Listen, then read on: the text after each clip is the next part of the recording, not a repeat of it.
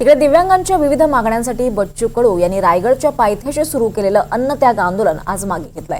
मंत्री भरत गोगावले यांनी त्यांना शिरा आणि लिंबू पाणी देऊन आंदोलन मागे घेतलंय। मुख्यमंत्री देवेंद्र फडणवीस यांनी काल त्यांच्याशी फोनवरून चर्चा केली आणि या प्रश्नांवर एप्रिलच्या पहिल्या आठवड्यात बैठक घेण्याचं आश्वासन दिलंय। आज मंत्री भरत गोगावले आणि योगेश कदम यांनी बच्चू कडू यांची भेट घेतली आहे। यावेळी रोजगार हमी योजनेतून दिव्यांगांना रोजगाराची संधी मिळवून देण्याचं आश्वासन भरत गोगावले यांनी दिलंय आणि त्यानंतर कडू यांनी आंदोलन थांबवत असल्याचं जाहीर केलं। 22 तारखेपासून बच्चू कडू यांचं हे आंदोलन सुरू होतं।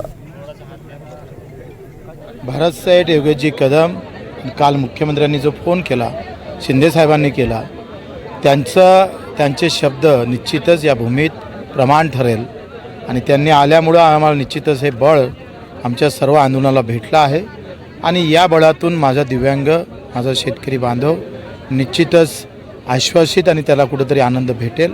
त्यांनी दिलेलं आश्वासनामुळं आज आम्ही आमचं आंदोलन इथं स्थगित करतो।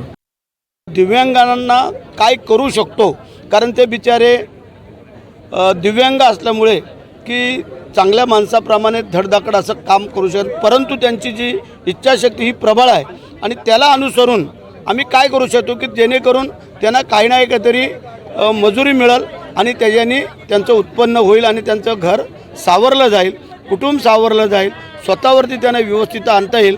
नाही तर शासनाचे जे 1,500 रुपये आहेत ते फार अपुरे आहेत आणि त्याचा विचार आम्ही करतोय की त्याच्यामध्ये काय करता येईल।